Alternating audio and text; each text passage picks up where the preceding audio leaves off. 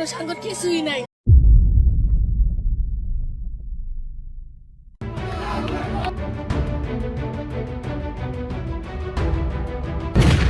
बांग्लादेश में एक बार फिर से हालात काफी खराब हो चुके हुए हैं। लोगों ने सड़कें ब्लॉक कर दी हुई हैं और हर तरफ दंगे और फसाद शुरू हैं।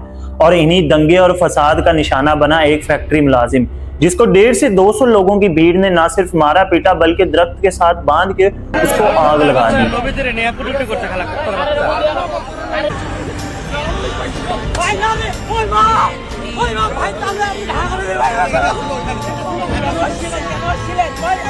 लेकिन यहाँ पर अब सवाल ये है कि ये सब कुछ शुरू कहाँ से हुआ और कैसे हुआ, और दूसरा सवाल ये है कि ये सब कुछ आखिर रुकेगा कब और कैसे रुकेगा, और यहाँ पर जितना भी नुकसान हुआ है इस सारे नुकसान की भरपाई कौन करेगा और इसका जिम्मेदार है कौन। चलिए जानते हैं इस वीडियो के अंदर, वन बाय वन तमाम चीजें डिस्कस करते हैं।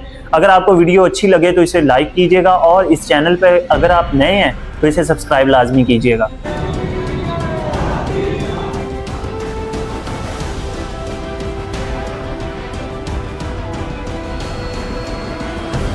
ये सब कुछ शुरू होता है 12 दिसंबर 2025 को, जब एक इस्लामिक स्टूडेंट लीडर जिसका नाम उस्मान हादी था उसको कुछ लोग मिलके कत्ल कर देते हैं। गोली मार के उसकी हत्या कर दी जाती है। इस हत्या के बाद एक स्टूडेंट की बड़ी लहर सड़कों पे निकल आती है और उसके इंसाफ के लिए अपील किया जाने लगती है। पुलिस जब अपना काम बरवक्त नहीं करती, एक इंतहा पसंद ग्रुप जो स्टूडेंट के अंदर ही शामिल था वो तोड़फोड़ करना शुरू कर देता है। मुख्तलिफ अखबार के जो दफातर होते हैं उनको निशाना बनाया जाता है, मुख्तलिफ मीडिया चैनल्स को निशाना बनाया जाता है, और यही नहीं बल्कि सहाफ़ियों को भी मारा और पीटा जाता है। इन्हीं इंतहा पसंदों को देख के कुछ और लोग भी उनके साथ शामिल हो जाते हैं। लेकिन बात यही नहीं खत्म हुई, इसके बाद तोड़फोड़ इस हद तक बढ़ गई कि पुलिस को भी लोग मारना और पीटना शुरू कर देते हैं। पुलिस भी उन पर लाठी चार्ज करती है। लाठी चार्ज और मारपीट तक तो बात ठीक थी, लेकिन जब इस प्रोटेस्ट ने अकलियती रुख इख्तियार किया तो इसमें बहुत ज्यादा नुकसान सामने आया।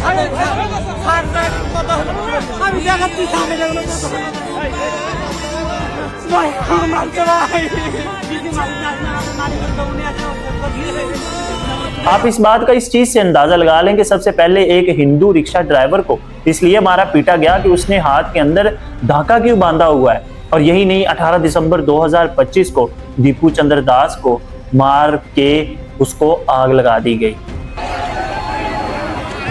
उसकी जान लेने की जब वजह पूछी गई तो सामने जो वजह आई वो थी तौहीन मजहब। क्या हमें इस्लाम इस चीज की इजाजत देता है कि किसी भी इंसान को मारा पीटा जाए, बेदर्दी से मारा पीटा जाए और उसके बाद उसको आग लगा दी जाए? हरगिज नहीं देता। हमारा इस्लाम हमें इस चीज की इजाजत हरगिज नहीं देता, क्योंकि एक इंसान का खून पूरी इंसानियत का खून होता है। तो आखिर ये कौन से मुसलमान है? बेशक उसने उस वक्त जो भी कहा होगा गलत कहा होगा, लेकिन इस चीज की इजाजत हमें ना तो इस्लाम देता है ना ही कानून देता है। कानून है ना, आप उसको कानून के हवाले, कानून उसको इस चीज की सजा लाजमी देगा। लेकिन यहाँ पर लोगों ने कानून को हाथ में लिया और उसको आग लगा दी। उसके भाई की जगह आप खुद के रख के देखें। उसके भाई का एक मीडिया इंटरव्यू के अंदर कहना था कि लोग आते और जाते जा रहे हैं, लेकिन मेरा दीपू अभी तक घर नहीं लौटा। उसकी माँ के दुख की जगह खुद के रख के देखें कि उस पर क्या बीत रही होगी।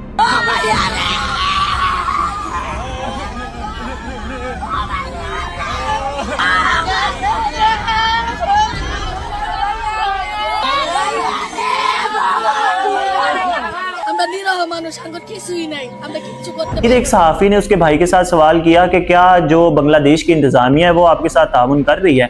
इस पर उसका एक अच्छा रिस्पांस सामने आया। उसका कहना था कि अभी तक तो मेरे साथ ताउन कर रही है, 12 लोगों को गिरफ्तार भी कर लिया गया है। लेकिन यहाँ पर अब सवाल ये है कि क्या 150 से 200 लोगों की गिरफ्तारी मुमकिन हो पाएगी? गिरफ्तारी बेशक मुमकिन हो जाए, लेकिन उनको फांसी पे हरगिज नहीं लटकाया जाएगा। तो इस हिसाब से दीपू को तो कभी इंसाफ मिलेगा ही नहीं। बांग्लादेश में अभी भी ये प्रोटेस्ट जारी है, लोग अभी भी सड़कों पे हैं और उसी तरह से ही मारपीट और दंगे फसाद शुरू हैं। तो आखिर ये कब तक चलेगा और इस पूरे मामलात की जिम्मेदारी कौन? आपकी इन सब के बारे में क्या राय है? कमेंट सेक्शन में जरूर बताइएगा। मिलते हैं अगली वीडियो में, तब तक के लिए मुझे इजाजत दीजिए।